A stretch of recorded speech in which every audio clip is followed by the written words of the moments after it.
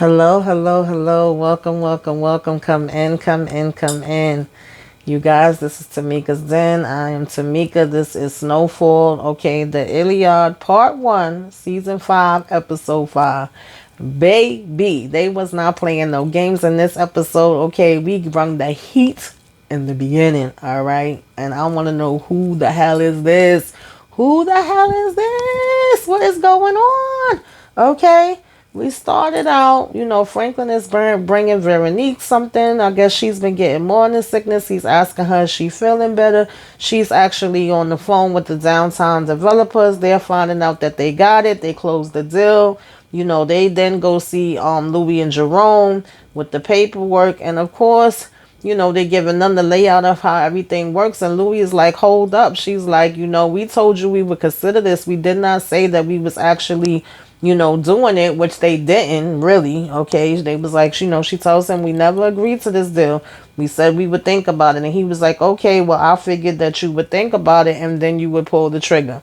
They say that this is a lot, that is a big deal, and stuff like that. And he says, okay, well, he would even lower it to 5 million because he knows that it is a lot of money, all right. And he was like, y'all gonna be glad that y'all came in on this. This is going to be a big thing and things of that nature. But they still not really trying to hear it, okay? Louis ends up telling him, I'm glad that you got your own dreams, but those are not our dreams.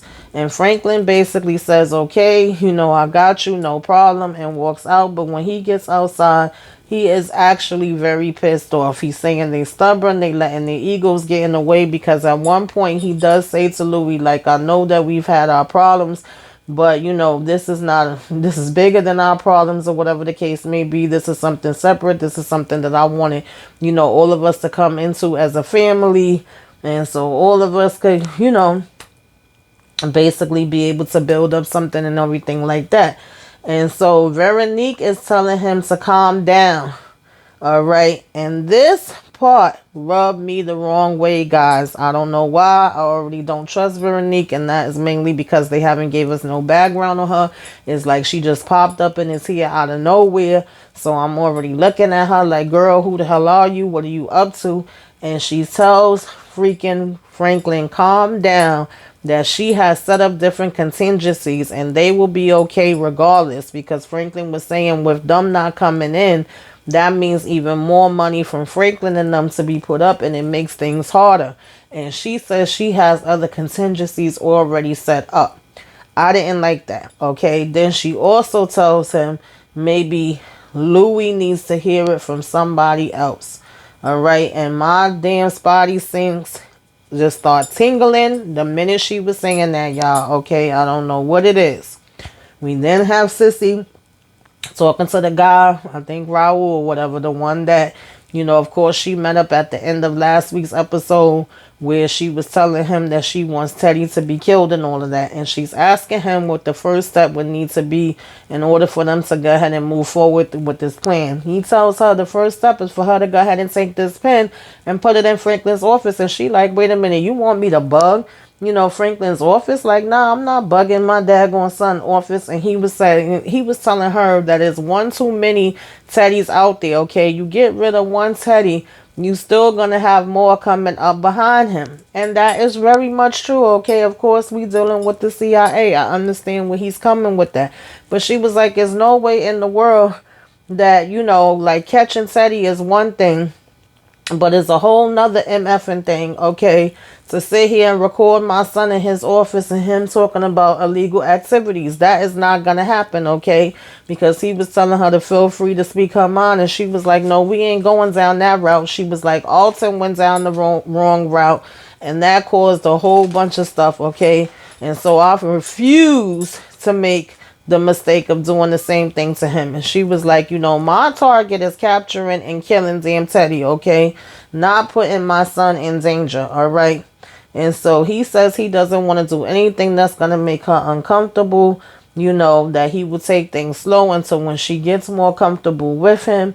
And he also says that he has no intention on hurting her son. I don't trust this man either, okay? I don't. We don't know him at the end of the day. And so he tells her to just take the pen anyway. If she doesn't want to put it in his office, she doesn't have to. He's happy to slow things down and all of that good stuff. And he was like, at least just take the pen in the meantime, or whatever the case may be. And I'm like, I don't know about this one, sissy. Okay, you might want to go ahead and sit back. All right, sis. And so we have Franklin meeting up with Teddy. He says how Peaches is sick. Okay, Peaches been being sick a lot lately. Okay, we've been talking about that. And Teddy basically asks if he offers sick days now, and Franklin says, you gotta look after your own people. If you don't, then they end up, turning on you, and basically essentially ends up with more problems, right? And so it's him, Gustavo, Teddy, and the new guy that he brought in the place of Peaches. I really don't remember his name right now. And some van pulls up, y'all, and just starts letting out on them, okay? They basically ends up getting into a shootout. You got Franklin and Gustavo down on one side. You got Teddy over by the other car down, and he's shooting back. The new guy gets killed immediately, so I guess we really didn't need to know his name because he basically went as fast as he came, okay? And, Teddy ends up getting shot, like, in his chest or whatever the case may be. And, Gustavo ends up getting shot in the shoulder, all right? And so Teddy basically end up driving off first. And next we have, Franklin hurry up and jump in the car, and he whips the car around and backs it up into the van, and he's driving off, with Gustavo once he sees that Gustavo got hit. And luckily, like I said, that was just in the shoulder with him. And so they were having like a full-blown, shootout, all right? So Franklin says they can't just walk around like this because they drive to a certain point, they get out the car. He's like, we need to find a freaking payphone ASAP.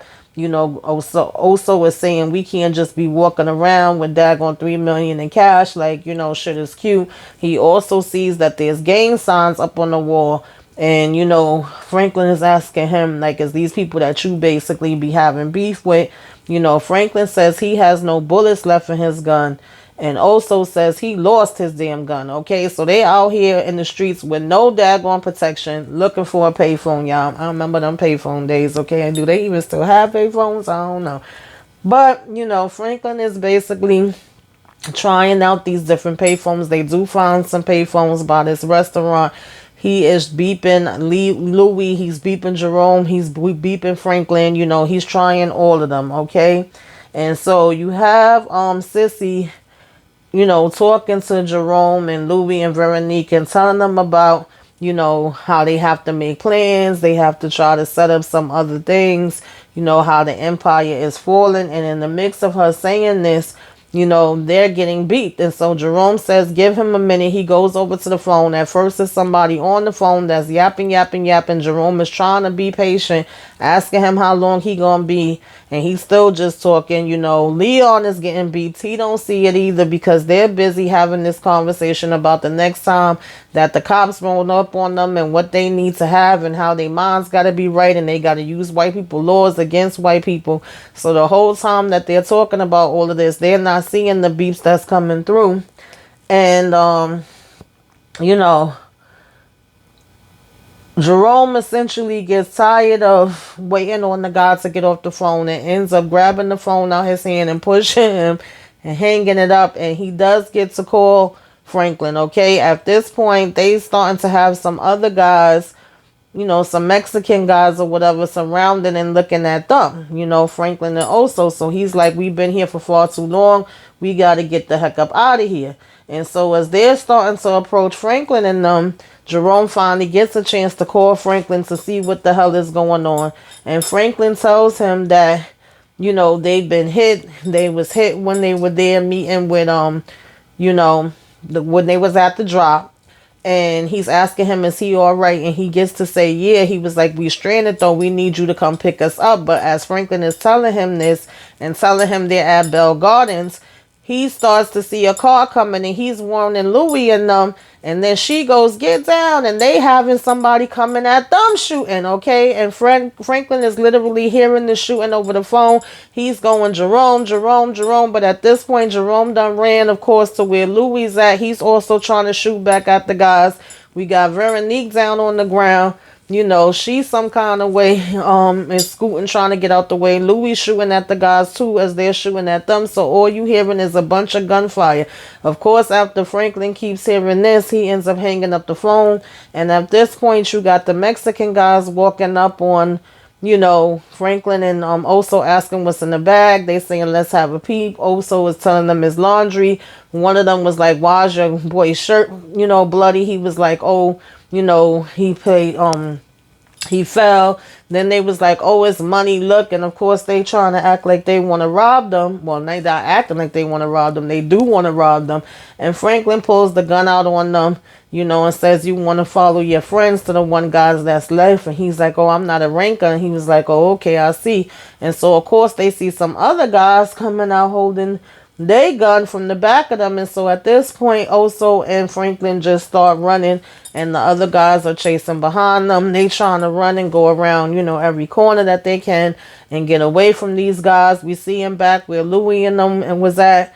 Is about 5 different people that was shot. There's people that's, you know, of course, crying over their loved ones. There's one girl that's screaming and telling somebody to call the ambulance. You know, they basically helping up Sissy. She's looking a little dazed and out of it. You know, she starts also telling them to call the ambulance when she sees that, you know, this girl is right in front of her crying over her loved one. They asking each other if they okay. They saying good, we're fine.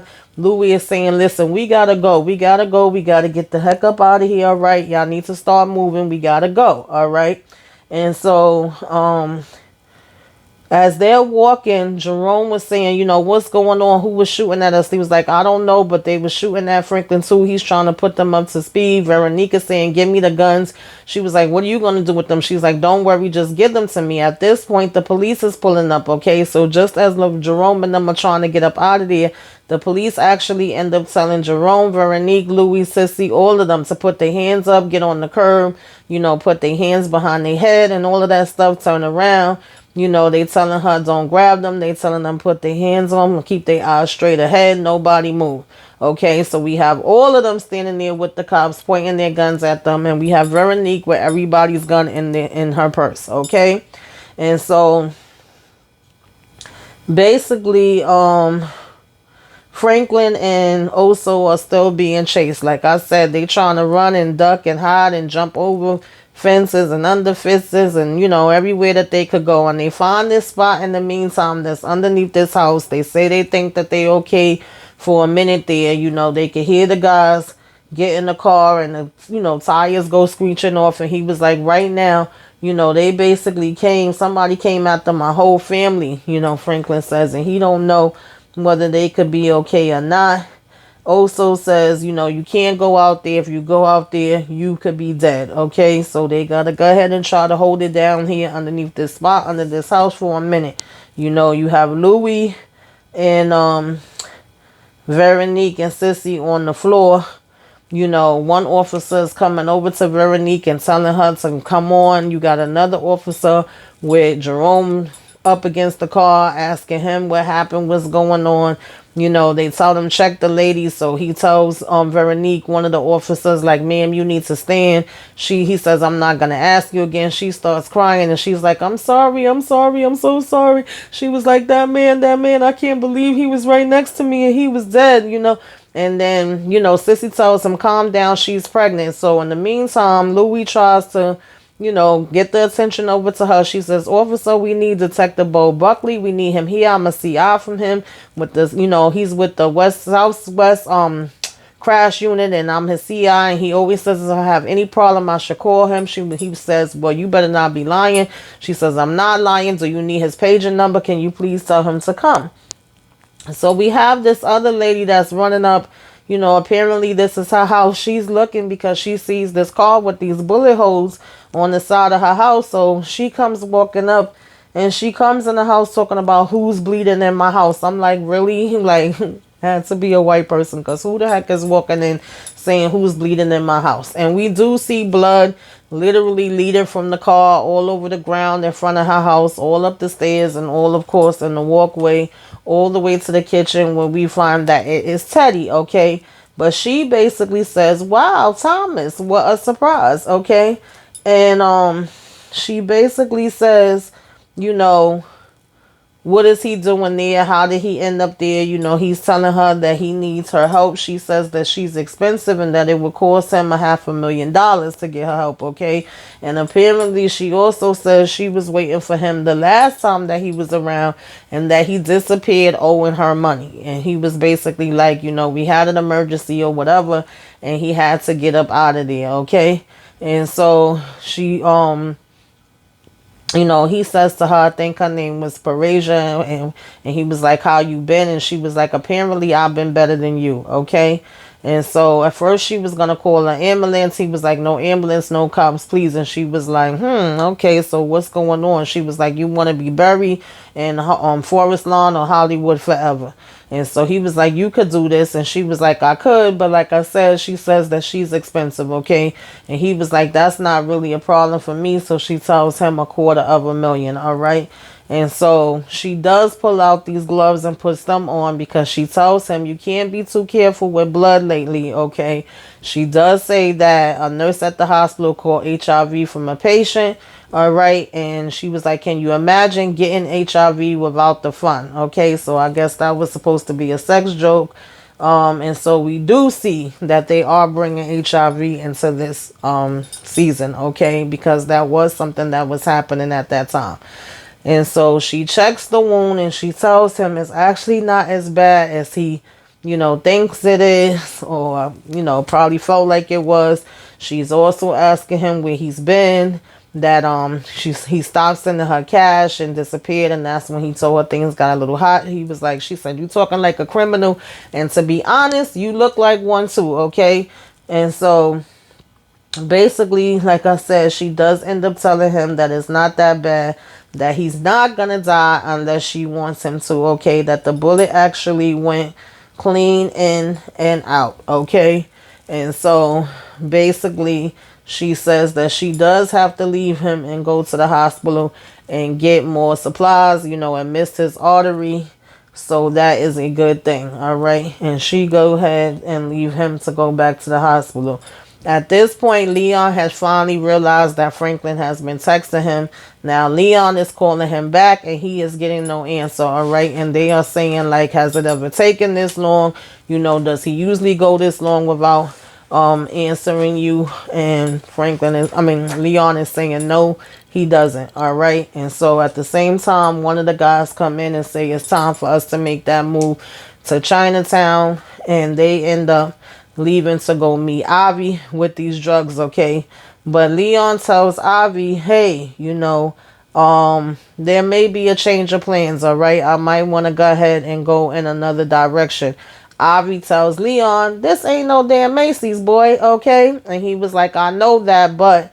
And before he could get the words out, we got a car swinging around to him and shooting out where damn Avi and them is at, okay? So Avi and his guys are shooting. Leon and his boys are shooting. Leon is basically running down the daggone street after the guys. You know, Avi and them are shooting, I think, like two of his guys ends up getting hit. So far we have Franklin, Oso, and Teddy get hit, right? With the orange van or rust van or whatever. We had Sissy, Veronique, Louie, and Jerome get hit with another daggone car, right? And now the third site is with Avi and his crew and Franklin and his crew meeting up for these guns. I'm sorry, with Leon and his crew and Avi and his crew meeting up with these guns to get these big ass rocket launchers that Leon asked for that last time around. And so my whole thing is, obviously this is someone that has to know what everybody's plans was and where everybody was going to be, because how is it that everybody is conveniently getting hit in every place that they at? If that was the case, they could have hit Leon and them while they was back at the projects. They could have hit, you know, Louis and them when they was at their club. So obviously this is somebody that had to know where everybody was gonna be and when. All right, and so Leon and them do get to shoot. I think one of their guys. I think it was two of the guys of Avi's that basically got shot. Like I said, Leon is literally chasing these fools down. Okay. And busting, busting, busting. And one of them that was hanging out the car does go down. They essentially pull his, bandana down so they could get a better look at his face. They checking his pockets and everything, trying to figure out if they could find out what the hell is going on and who this is. All right. And so, Franklin is saying to Gustavo, for all I know, my family could be gone. Like, we was just good this morning sitting down talking. Gustavo says back, shit, this morning I was making dinosaur pancakes, okay? And they both laugh about that. And he was like, they didn't really look like dinosaurs. But, Franklin even opens up to him and tells him that Veronique is pregnant. And also starts to smile about that and tells him congratulations. And so they say, they're going to go ahead and try to make a run and get out of here now. It seems like it's been quiet for a minute. And Franklin tells him to leave the money there. I don't know if that was the best decision. And I didn't even get to see whether, also closed that little door all the way or not. And so at the same time, we have Louis and Jerome, still sitting, waiting to see if they could get up out of there. They asking Mr. Buckley, can they leave? And then, Buckley is like, do you know who could have took these shots at you in the middle of the day? Jerome is like, if you let me get up out of here, that's what I'm trying to go find out. Buckley says, okay, but I think you could be thanking me first, because if not, your ass could be in jail. So Jerome stands up and say, yeah, what should I thank you for? Should I thank you for the hospitality at the club? Should I thank you about how you disrespected me at the project? Should I thank you about how you've been coming at my wife? Or should I thank you by splitting your head to the white meat? I said, well, damn, Jerome. And so, Louis talking about Jerome and Buckley talking about, it's all right, it's all right. I understand he's a little upset. He was like, but you know what? He was like, and I don't mind. He was like, you know why I don't mind? And so, Jerome is like, why? He was like, because I'm the police. And so, Louis says, thank you. We can appreciate that you helped us. And so, Jerome tells him when he's ready to stop hiding behind that badge, come see him, bitch ass. Okay. And he says that boy sniffs that coke so much like he a goddamn vacuum cleaner. So Jerome is over it. Okay. He don't want to hear no more from Buckley right now. We have this damn nurse taking out the bullet from Teddy behind. She's sitting here talking about she missed seeing someone so raw, so exposed, and she missed the high from surgery. Okay, she's doing this surgery on him, looks like right in her living room area, and she likes seeing a person helpless. And here in America, she's only allowed to change bedpans, and it's always been her fantasy as a girl. And I'm like, what, child? So you ain't even really supposed to be knowing how to even do this, girl? Like, what is happening right now? And she was like, it's a bit weird, so I hit it, because she was saying, her teeth had got knocked out and she never told anyone and all of this kind of stuff. And the next thing you know, homegirl basically was like, I don't have to hide no more, takes her freaking mask off. Meanwhile, Teddy is all out of it and hides the damn sky. And she's starting to play with herself or whatever. I'm like, what is happening here? Like, what is going on? What is really happening? What is good? Okay. And she breathing heavy and moaning and groaning and stuff. And I'm like, okay, girl, I don't know what's happening, but this is some crazy shit. Okay. And so then we had, Franklin also going to this house. Franklin is saying, is this it? I guess Gustavo was telling him that he knew somewhere, or they trying to see a house that they can go in that don't have no bars. He asking him, make sure you look for no car in the driveway and different stuff like that. And he was like, let's find the window. And so Franklin is like, there. And so they find this daggone window, and they go inside. At first Franklin gets scared because he sees like a big bear there. He starts laughing at the fact that it made him, jump. And then obviously this is a person that goes hunting and has stuffed animals and stuff like that from what they could see. And Franklin, of course, is trying to look, for a phone to see if he could call or text or whatever. and be able to get through to them and see what's going on and have somebody come get him. You know, there's an alligator that stuff, there's a bear that stuff. And so there they see the phone and Franklin tries to make the call, but he's like, fuck, it's dead, okay? This guy comes behind and shoots both of them with a dart, okay? He shoots Franklin in the back with a dart and ends up shooting Oso in the front with a dart. And Franklin is going, oh, what the hell? He was like, Oso. In the meantime, still walks a couple of feet, you know, towards the guy, whatever. He have this light that's shining on them. And Franklin says, you know, who are you? What did you do, man? And he was like, I told y'all, muchachos, y'all was going to stop bothering me and I was going to get new security. Okay, this is what the old white man says to him. And so Franklin says to him, you gonna stuff us? You gonna stuff us? He talking about you too skinny. Okay, that's what he told Franklin. He too skinny. He was like, this other one though, okay, he might be good. And so Franklin talking about Oso, man, he gonna stuff you. He gonna stuff you. He like run. And of course he passes out because whatever they done freaking, you know, shot them with, obviously is some type of daggone drug. And it done knocked them the hell out. And I'm like, what the hell is this? Like, of all the houses y'all could have freaking snuck into, y'all apparently done snuck into some daggone crazy ass white person house that want to sit here, excuse me, y'all, and stuff up, you know, people and animals apparently.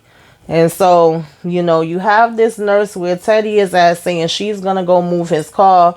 You know, he's still drugged up. He's telling her, no, he don't need to move it. And she's saying, yeah, you know, if they still see a car sitting out there and they got bullet holes in it or whatever in front of her house, that's going to be a problem. Of course, now that she takes the keys and she's checking the car, she basically ends up finding the damn coke and seeing the coke that he has in the trunk. She starts to smile and who knows, you know, what daggone idea she about to get, okay, with her crazy behind. You know, you have Leo coming in. He's meeting up with Louis, Jerome, Veronique, and all of them. They're at the club. They saying Dion and Remy is keeping, you know, watch. Einstein is holding down the projects. They saying this is like a war. They said, you know, where's Franklin? They was like, they don't know. He could be anywhere by now. It was hours ago since they heard from them. They said, well, who could do something like this? Veronique asked, could it be Teddy? They said, nah, Teddy wouldn't send gangbangers after them. You know, Leon says that the one they checked had no type of ID. And they said, well, everybody knew where everyone was at. You know, all these people had to be somebody on the inside. They asked what Peaches was up to. They said Peaches took the day off and Diamond and them took the day off too. So he says, well, of course Leon want to go find the stripper. She said, no, you go find Peaches and you let Leon and them handle Black Diamond and them, okay? And so Veronique is trying to get her behind out of there too. And Jerome says, that's a no. You gonna sit your behind down. Y'all gonna stay here. If anything happens, you know, Franklin would get in our behind if you out there in those streets. And he said he's a survivor. He's probably on his way back already, okay? So they tell Mama Sissy and Veronique they gonna have to stay there too, okay? And I agree. Do not let that chick out of your sight because I still don't trust her, okay? I don't. At this point, you know, you got Franklin waking up. He's kind of groggy. He's down on the ground. He could see that there's a gate or whatever the case may be. And he's slowly looking around and, you know, slowly gathering his consciousness or whatever. And baby, they done got Franklin in a damn cage and got a freaking tiger walking around in the next cage right next to him. Okay, like this is damn Tiger King. All right. And Franklin is like, Oso, because Oso is in the cage with him. He like, wake up. There's a damn tiger, man. And Oso's like, what? He was like, there's a tiger. He was like, a tiger? You know, he's still groggy and out of it or whatever the case may be and not fully to his self. And he was like, why is it moving, man? What the hell did they get themselves into, y'all? And Franklin says we need to get the hell up out of here. And that is how the episode went off, y'all. That's how it ended.